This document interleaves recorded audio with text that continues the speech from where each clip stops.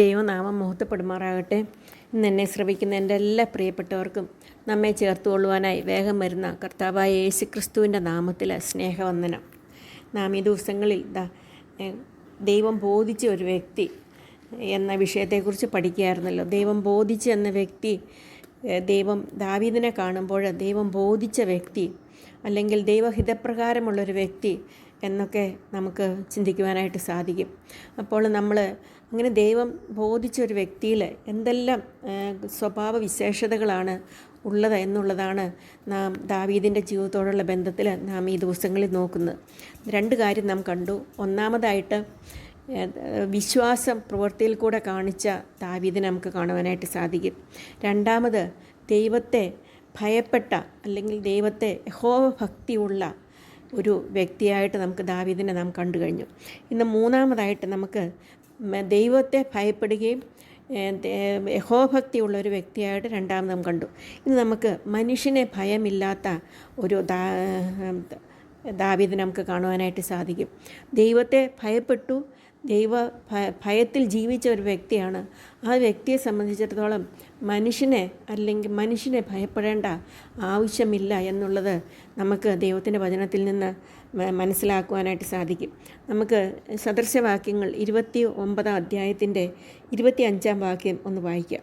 അവിടെ നാം കാണുന്നത് മാനുഷ്യഭയം ഒരു കണിയാകുന്നു എന്നുള്ളതാണ്. ഇവിടെ ദൈവത്തിൻ്റെ വചനം പറയുകയാണ്, മനുഷ്യരെ ഭയപ്പെടുന്നത് ഒരു കണിയാണ്, ഒരു ട്രാപ്പാണ്. നമ്മൾ സാധാരണയായിട്ടൊക്കെ കണി അല്ലെങ്കിൽ ട്രാപ്പ് എന്നൊക്കെ പറയുന്നത് എലിയെ പിടിക്കാനായിട്ട് നോക്കുന്ന നമുക്കറിയാം. എലിവില്ലുണ്ട്, എലിപ്പത്തായം എന്നൊക്കെ പറയും. അത് വെച്ചിട്ട് അതിൽ സൂത്രത്തിൽ അതിൻ്റെ അകത്ത് എലിക്ക് ഇഷ്ടമുള്ള സാധനങ്ങളെല്ലാം വെച്ചിട്ട് അതിൻ്റെ അകത്ത് അത് തിന്നാനായിട്ട് അകത്ത് കയറിപ്പോയിട്ടുണ്ടെങ്കിൽ പിന്നെ എലിക്ക് ഒരിക്കലും പുറത്ത് വരാനായിട്ട് സാധിക്കില്ല. ഒരു ട്രാപ്പാണ്. അപ്പോൾ മനുഷ്യരെ നമ്മൾ ഭയപ്പെട്ട് തുടങ്ങിയാൽ അതൊരു ട്രാപ്പാണ് അല്ലെങ്കിൽ ഒരു കണിയാണ് എന്നാണ് ദൈവത്തിൻ്റെ വചനം പറയുന്നത്. ദാവീദിൻ്റെ ജീവിതത്തെ നമ്മളൊന്ന് നോക്കിയാൽ നമ്മുടെ ജീവിതത്തിൽ നമുക്ക് ദൈവത്തിൻ്റെ ഹിതപ്രകാരമുള്ള ദൈവത്തിൻ്റെ മനസ്സിനോട് യോജിക്കുന്ന ഒരു വ്യക്തിയായിട്ട് ജീവിക്കണമെങ്കിൽ, ബോധിച്ച വ്യക്തിയായിട്ട് ജീവിക്കണമെങ്കിൽ നമുക്കും ഈ മാനുഷ്യ ഭയം നാം ഇല്ലാത്തവരായിട്ട് തീരണം. കാരണം അതൊരു കെണിയാണ്. അതിൽ നമ്മൾ പെട്ടുപോയിട്ടുണ്ടെങ്കിൽ ആവശ്യമില്ലാത്ത കാര്യങ്ങൾക്കെല്ലാം നാം മനുഷ്യരെ ഭയപ്പെടുകയും അവരുടെ ഇഷ്ടത്തിനനുസരിച്ച് ജീവിക്കുകയും ചെയ്യും. അപ്പോൾ ദൈവത്തിൻ്റെ വചനം പറയുകയാണ്, മാനുഷ്യ ഭയം ഒരു കണിയാണ്. എങ്ങനെയാണ് ദാവീദിൻ്റെ ജീവിതത്തോടുള്ള ബന്ധത്തിൽ നമുക്ക് മനുഷ്യനെ ഭയമില്ല എന്നുള്ളത്, നമുക്ക് മനുഷ്യനെ ഭയമില്ല, ദൈവത്തെ മാത്രം അവൻ ഭയപ്പെടുന്ന ഒരു വ്യക്തിയായിരുന്നു എന്നുള്ളത് നമുക്ക് 1 ശമൂവേൽ 17 അധ്യായത്തിൻ്റെ 32 വാക്യത്തിൽ നമുക്കത് കാണുവാനായിട്ട് സാധിക്കും. അവിടെ ദാവീദ് ശൗലിനോട് പറഞ്ഞത്, അടിയൻ്റെ അപ്പൻ്റെ ആടുകളെ മേയിച്ചു കൊണ്ടിരിക്കുമ്പോൾ ഒരിക്കലൊരു സിംഹവും ഒരിക്കലൊരു കരടിയും വന്നു. കൂട്ടത്തിൽ നിന്ന് ആട്ടിൻകുട്ടിയെ പിടിച്ചു. ഞാൻ പിന്തുടർന്നു അതിനെ അടിച്ച് അതിൻ്റെ വായിൽ നിന്ന് ആട്ടിൻകുട്ടിയെ വിടുവിച്ചു. അതെൻ്റെ നേരെ വന്നപ്പോൾ ഞാൻ അതിനെ താടിക്ക് പിടിച്ച് അടിച്ച് കൊന്നു. ഇങ്ങനെ അടിയൻ സിംഹത്തെയും കരടിയെയും കൊന്നു. ഈ അഗ്രചർമ്മിയായ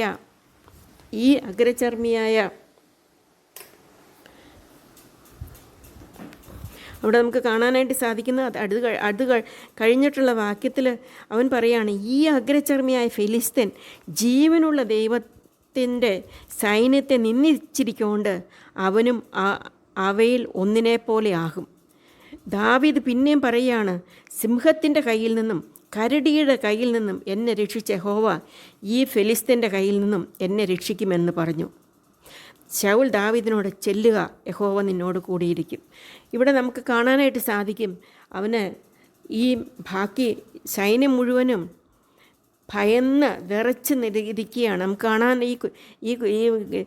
ഈ ഗോലിയാത്തിനെക്കുറിച്ച് കാണുമ്പോൾ 40 ദിവസം മുടങ്ങാതെ രാവിലെയും വൈകുന്നേരവും ഈ ഗോലിയാത്ത് ഇങ്ങനെ ചെന്ന് വെല്ലുവിളിക്കുകയാണ്, ആരെങ്കിലും വരിക.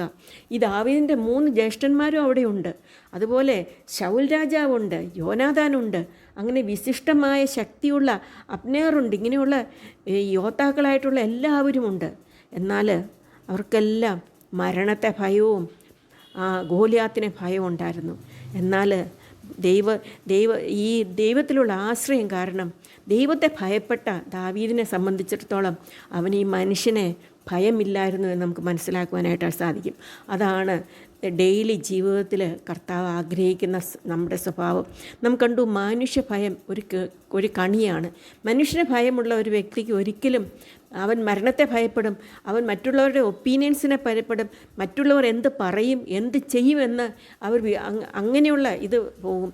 എന്നാൽ ദൈവത്തെ മാത്രം ഭയപ്പെടുന്ന ഒരു വ്യക്തിയെ സംബന്ധിച്ചിടത്തോളം അവന് മനുഷ്യരെ ഭയപ്പെടേണ്ട ആവശ്യമില്ല എന്നുള്ളത് നമുക്ക് ദൈവത്തിൻ്റെ വചനത്തിൽ നിന്ന് തന്നെ മനസ്സിലാക്കുവാനായിട്ട് സാധിക്കും.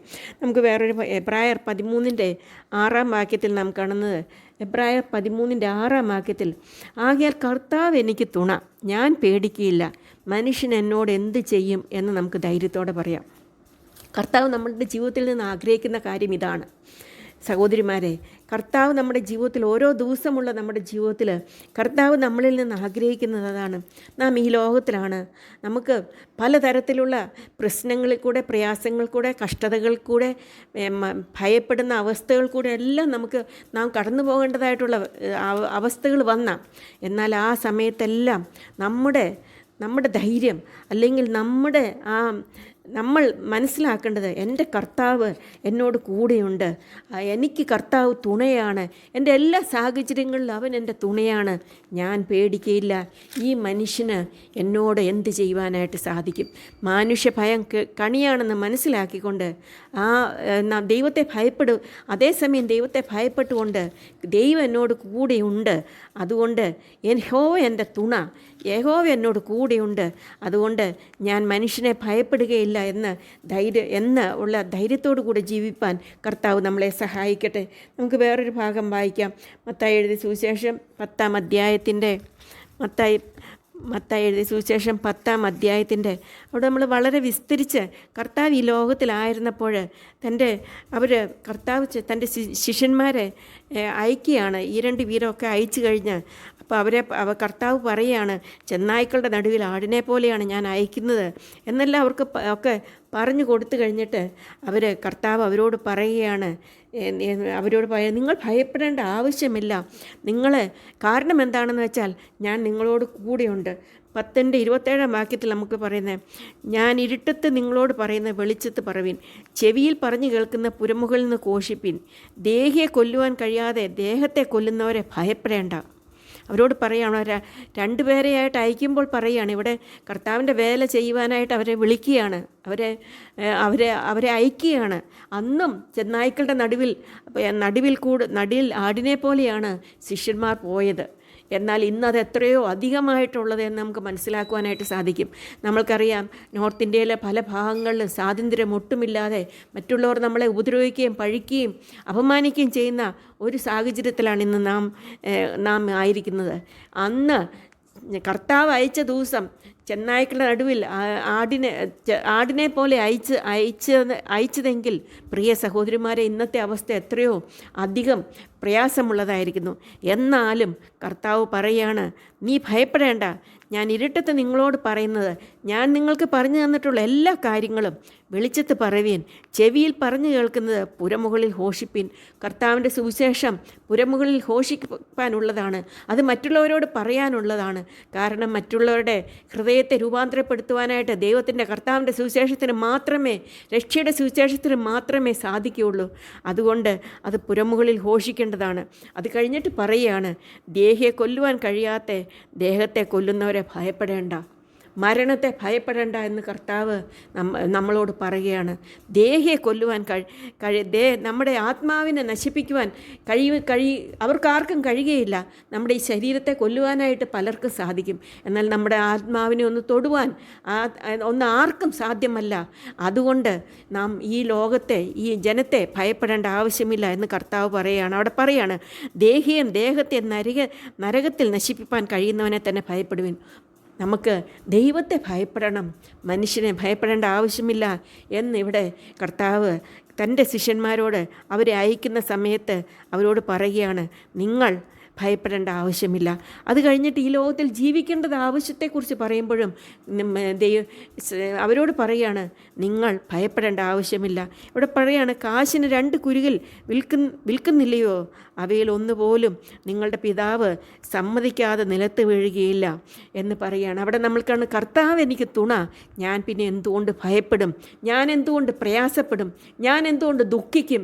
ഞാൻ എന്തുകൊണ്ട് നിരാശപ്പെടും എന്നുള്ളത് നമുക്ക് മനസ്സിലാക്കുവാനായിട്ട് സാധിക്കും. ഇവിടെയാണ് കർത്താവ് പറയുകയാണ്, കാശിന് 2 കുരുകിൽ വിൽക്കുന്നില്ലയോ? അവയിൽ ഒന്നുപോലും നിങ്ങളുടെ പിതാവ് സമ്മതിക്കാതെ നിലത്ത് വീഴുകയില്ല.